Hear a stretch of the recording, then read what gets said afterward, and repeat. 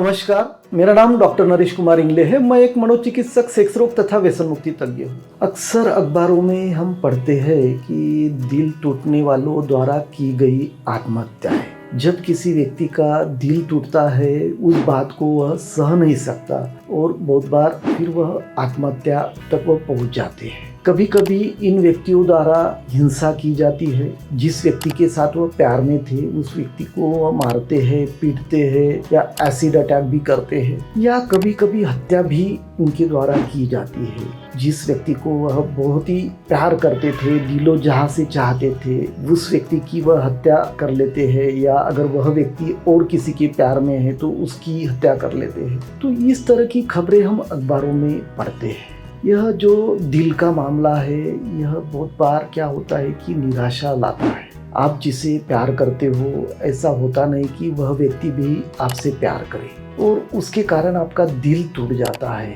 युवाओं में अक्सर यह देखा गया है कि दिल टूटने के बाद वह डिप्रेशन में चले जाते हैं। और आज हमें यही देखना है कि अगर ब्रेकअप आपका हुआ है या आपका दिल टूटा है तो उस ब्रेकअप को कैसे हैंडल करें। जब हम युवाओं को देखते हैं तो बाहरी तौर पे तो वो हमें बहुत ही खुश दिखते हैं, बहुत ही कॉन्फिडेंट दिखते हैं और बहुत ही सकारात्मक दिखते हैं। लेकिन जब हम अंदर, उनके मन के अंदर जब झांकते हैं तो पता चलता है कि उनका जो कॉन्फिडेंस है यह कम हुआ है, वह तनाव में है और बहुत ही ज़्यादा निगेटिविटी उनकी इसमें आई हुई है। और कुछ जो युवा है यह ज़्यादातर डिप्रेशन में भी गए हुए हैं। और इसका जो महत्वपूर्ण कारण है, ज़्यादातर युवा पीढ़ी जो है यह लव, फिर अटैचमेंट, इसमें लगी हुई है, वो प्यार में गिरा हुआ है और उसी कारण उनको डिप्रेशन जो है वो आ रहा है, डिप्रेशन उनमें बढ़ रहा है। और युवाओं में आत्महत्या जो है, यह ब्रेकअप के कारण आत्महत्या, यह एक मृत्यु का सबसे बड़ा कारण बनते जा रहा है। इसके लिए मैं एक उदाहरण देना चाहूँगा।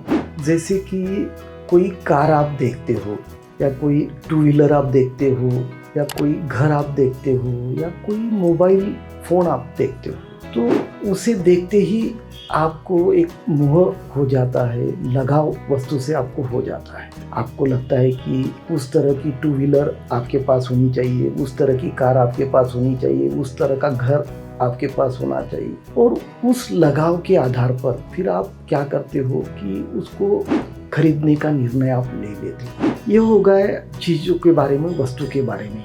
यहाँ पे कोई वस्तु है, यहाँ तक ठीक है, लेकिन युवा जो अवस्था है यह ऐसी है कि इसमें क्या होता है कि जब भी आप किसी व्यक्ति को देखते हो जो कि बहुत ही ज़्यादा दिलचस्प है, बहुत ही ज़्यादा प्रभावशाली है, तो आप ऐसे व्यक्ति को देखने के बाद एकदम से उसके प्यार में गिर जाते हो, उससे आपको लगाव हो जाता है। Love at first sight, first crush. किसी को बहुत सारे क्रश भी हो सकते हैं। फिर दिन ब दिन आप उसी व्यक्ति के बारे में सोचने लगते हो, सोते समय, फिर उठते समय, फिर खाते समय, फिर अगर आप लाइब्रेरी में हो या फिर आप लेक्चर में हो, प्रोफेसर आपके पढ़ा रहे हैं, तो आप 2400 घंटे उसी व्यक्ति के बारे में सोच रहे होते हो। आपकी आंखों के सामने वही व्यक्ति आते रहता है, दिखते रहता है। फिर आपको लगता है कि मैं इस व्यक्ति को छोड़ के अब रह नहीं सकता, और फिर आप उसको प्रपोज करने का निर्णय लेते हो। अगर उस व्यक्ति की तरफ से कुछ ग्रीन सिग्नल्स आपको मिलते हैं तो फिर वहाँ से भी हाँ मिलती है और फिर डेटिंग शुरू हो जाती है। फिर आप एक साथ समय बिताते हो, ज़्यादा समय एक दूसरे के साथ बिताते हो, और फिर धीरे धीरे कुछ बातें आपके ध्यान में आना शुरू हो जाती है। फिर आपके समझ में आता है कि आपने जिस व्यक्ति को चाहा था यह वैसा व्यक्ति नहीं है। यह व्यक्ति जो है ये बहुत ही आलसी है, यह अविश्वसनीय है, उसके ऊपर ज़्यादा विश्वास नहीं कर सकते। यह नशा भी करता है, जो अपोजिट सेक्स है उसके प्रति उसको ज़्यादा आकर्षण है। यह व्यक्ति जो है, जो भावनात्मक रूप से अटैच होना चाहिए उससे ज़्यादा वो फिजिकली अटैच होता है, सेक्स के प्रति उसका ज़्यादा आकर्षण है। तो यह सब बातें देखने के बाद फिर आपको आपकी गलती का एहसास होता है कि जो निर्णय आपने लिया था वहाँ पे कहीं तो भी आपसे गलती हो गई। फिर झगड़ा शुरू हो जाता है। शुरू में छोटा छोटा झगड़ा रहता है, 2-4 दिनों के लिए बातचीत बंद हो जाती है, फिर और कुछ दिनों के लिए बातचीत बंद हो जाती है, फिर और बड़ा झगड़ा हो जाता है। और उसके बाद आप इस निर्णय के ऊपर पहुंच जाते हो कि आप उस व्यक्ति के साथ रह नहीं सकते हैं और आपने उस व्यक्ति से ब्रेकअप करना चाहिए। आप इस रिश्ते से पीछे हटना चाहते हो, आप ब्रेकअप करना चाहते हो, लेकिन आपका जो साथी रहता है वह इस रिश्ते को तोड़ने के लिए तैयार नहीं रहता है। और फिर क्या होता है कि फिर ब्रेकअप पैचअप इस तरह की बातें फिर चलती रहती है। और कोई लड़के लड़कियां ऐसे भी होते हैं कि उनके एक साथ 2 से 3 लड़के लड़कियों से अफेयर चालू रहते हैं। वो थिक स्किन जैसे होते हैं, उनको इन बातों का कुछ ज़्यादा फर्क नहीं गिरता है, उनकी वह आदत हो जाती है। लेकिन कोई जो व्यक्ति है वह बहुत ही ज़्यादा सीरियस हो जाते हैं। इसमें से ब्रेकअप में से निकलना उनके लिए बहुत ही मुश्किल हो जाता है। उन्हें अकेलापन महसूस होता है, वह बाकी लोगों से बात करना कम कर देते हैं। जो रिलेशनशिप्स है उसमें भी वह सबसे दूर रहते हैं। फिर उनकी जो हेल्थ है, अपनी तबीयत के ऊपर भी वह ज़्यादा ख्याल नहीं करते हैं, अच्छे से खाते नहीं है, फिर सोते नहीं है। जो पढ़ाई है, फिर काम है, उसके ऊपर भी उनका ध्यान नहीं रहता है। तो एक स्टेप वह डिप्रेशन के नज़दीक आ जाते हैं।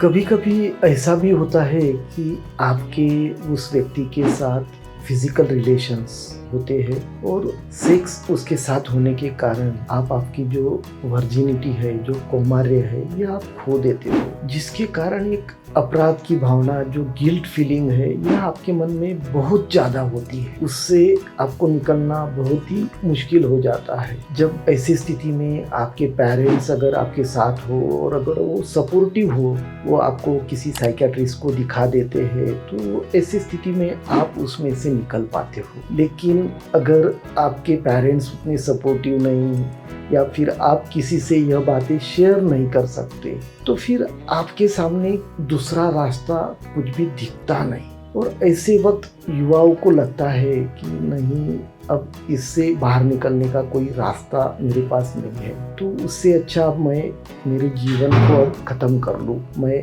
आत्महत्या कर लूँ, सुसाइड कर लूँ। अब सवाल ये आता है कि how to handle a breakup को कैसे हैंडल करें, कैसे निपटाएं। हमें सबसे पहले जो ज़रूरी बात है कि कुछ जो फैक्ट्स है वह समझनी चाहिए। अगर किसी व्यक्ति को आप जानते हो, अच्छे से जानते हो, और उसके बाद अगर आप उससे प्यार करने लगते हो, तो यह लव हो गया, यह प्यार हो गया। लेकिन किसी व्यक्ति को आपने देख लिया और तुरंत देखने के बाद अगर उससे आपको प्यार हो जाता है, तो यह ट्रू लव नहीं है। तो यह एक इन्फैचुएशन है, यह एक लस्ट है, यह एक लगाव है, मोह है। यह हमें समझना होगा। जब आप समझ जाओगे कि यह आपका एक सिर्फ उस व्यक्ति के प्रति एक स्ट्रांग सेक्सुअल डिज़ायर है, उसके प्रति अटैचमेंट है, तो फिर आप लव और अटैचमेंट में आप डिफ्रेंशिएट कर पाओगे, उसमें आप फ़र्क जो है वह पहचान पाओगे। और फिर आपका जो ब्रेकअप जो होना है उससे आप बच सकते हो। यह एक बात हो गई। फिर हमें दूसरी जो महत्वपूर्ण बात है कि हमारा जो माइंड है यह हमेशा टेम्पररी प्लेजर चाहता है, क्षणिक सुख चाहता है। माइंड को लगता है कि मुझे सेक्स चाहिए, फिल्म देखना हो गया, घूमना हो गया, बाहर होटलिंग करना हो गया, या शॉपिंग करना हो गया, या कार रेसिंग हो गया। तो इस तरह का जो इंस्टेंट ग्रेटिफिकेशन जो है यह हमारे दिमाग को चाहिए होता है। फिर उसके कारण जो होने वाला नुकसान है, अगर कोई 5 सालों में क्या नुकसान होगा, 10 सालों में क्या नुकसान होगा, इसका कुछ भी लेना देना हमारे माइंड को नहीं रहता है। तो इस बातों को हमें समझना होगा कि माइंड हमारा जो है, जो हमारा दिमाग है, यह क्षणिक सुख चाहता है, उसको हमें कंट्रोल करना है। जब आपको माइंड को कंट्रोल करना आ जाएगा तो इस तरह की जो गलतियां हैं हम नहीं करेंगे। फिर क्या होता है कि जीवन की जो सच्चाई है यह हम समझने में बहुत बार असफल होते हैं। जीवन में सुख और दुख जो है यह आता जाता रहता है। जैसे उतार है चढ़ाव है, उसी तरह से जीवन में भी सुख और दुख जो है आते जाते हैं। तो आप बहुत ही खुश होते हो और खुशी से उसका आप स्वागत करते हो, लेकिन जैसे ही परिस्थिति आपके लिए प्रतिकूल हो जाती है तो आप एकदम निराश होते हो। तो हमें यह बातें समझनी होंगी कि जीवन में सुख और दुख यह आते जाते रहेंगे, उतार चढ़ाव जो है यह आते रहेंगे और इसी का नाम जीवन रहता है। तो उससे हमें निपटना पड़ेगा, उससे हमें आगे बढ़ना चाहिए। अगला जो कारण है बॉलीवुड इफ़ेक्ट, फिल्मों का असर यह हमारे ऊपर बहुत ही ज़्यादा होता है। जब भी हम कोई हीरो हीरोइन को देखते हैं और उनकी जो हेयर स्टाइल है, जो ड्रेसिंग स्टाइल है, वह देख के हम बहुत ही ज़्यादा प्रभावित होते हैं और उनकी जो हेयर स्टाइल है फिर वो हमारे ऊपर वो असर करने लगती है। जो हीरो है वह गाना गाते हुए, वो हीरोइन के पीछे दौड़ते हुए हम देखते हैं और हमें लगता है कि हमें भी जो रियल लाइफ है उसमें ऐसा ही करना चाहिए। लेकिन यहाँ पे हमें समझना होगा कि जो हीरो है उसके लिए बहुत सारे जो पैसे हैं उसको मिलते हैं, वह उसका काम है, इसीलिए वह गाना गाता है, वो हीरोइन के पीछे वो दौड़ता है। तो हमें किसी हीरो को फॉलो करके, किसी लड़की के पीछे दौड़ के हमें कुछ ऐसा मिलने वाला नहीं। तो बॉलीवुड इफेक्ट से हमें बचना चाहिए। फिर हमारे जो माता पिता है उनके साथ हमारा जो कम्युनिकेशन है यह एक अच्छे से रहना चाहिए। कोई भी बात हमने हमारे माता पिता से नहीं छुपानी चाहिए, क्योंकि जब आप आपके दोस्तों के बारे में उन्हें बताते हो या अगर आप किसी के साथ प्यार में हो उसके बारे में बताते हो, या कोई भी बात जो आपको लगता है कि नहीं मैंने वह उनके साथ शेयर करनी चाहिए, तो माता पिता आपके कभी भी आपको गलत रास्ते पे नहीं जाने देंगे। उनकी जो राय रहेंगी यह हमेशा सही रहेगी। तो इसलिए हमें कोई भी बात हमारे जीवन में अगर चल रही है, दिमाग में अगर चल रही है, तो वह उनसे शेयर करनी चाहिए। जीवन में अच्छे दोस्त चुने। You become the average of 5 friends you have. आपके जो 5 दोस्त रहते हैं उसका एक आप औसत बन जाते हो। तो इसलिए अगर आपके दोस्त अच्छे हैं तो आप एक अच्छा व्यक्तिमत्व आप बन सकते हो। अगर आपके दोस्त अच्छे हैं तो वह कभी भी आपको गलत रास्ते पे जाने नहीं देंगे। वह हमेशा आपको जीवन में क्या सही है क्या गलत है यह आपको बताएंगे और एक सही रास्ते के ऊपर आपको लेके जाएंगे। तो हमें हमारे जो दोस्त है वह अच्छे से हमें चुनना चाहिए। जीवन में हमारे लिए क्या महत्वपूर्ण है, क्या हमारे गोल्स है, क्या हमारे लक्ष्य है, यह तय करना बहुत ही ज़रूरी होता है। जब आपके गोल्स आप तय करते हो तो उस दिशा में आगे बढ़ना यह आपके लिए आसान हो जाता है और फिर आप रास्ते से इधर उधर आप भटक नहीं सकते। तो इसलिए जो हमारे लिए महत्वपूर्ण चीज़ें हैं उसको हमें तय करना चाहिए। हमारे जो गोल्स है उसको हमें तय करना चाहिए। तो हमें तय करना होगा कि चाहे कुछ भी हो जाए मैं हार नहीं मानूंगा, मैं इस परिस्थिति के सामने हार नहीं मानूंगा, मैं जीवन में आगे बढ़ूंगा और अपना जो लक्ष्य है, जीवन का जो ध्येय है उसे मैं हासिल करूंगा। यह हो गया how to handle a breakup से कैसे निपटाए इसके बारे में। तो इसी तरह से मानसिक स्वास्थ्य के बारे में नई नई जानकारियाँ लेकर हम आते रहेंगे।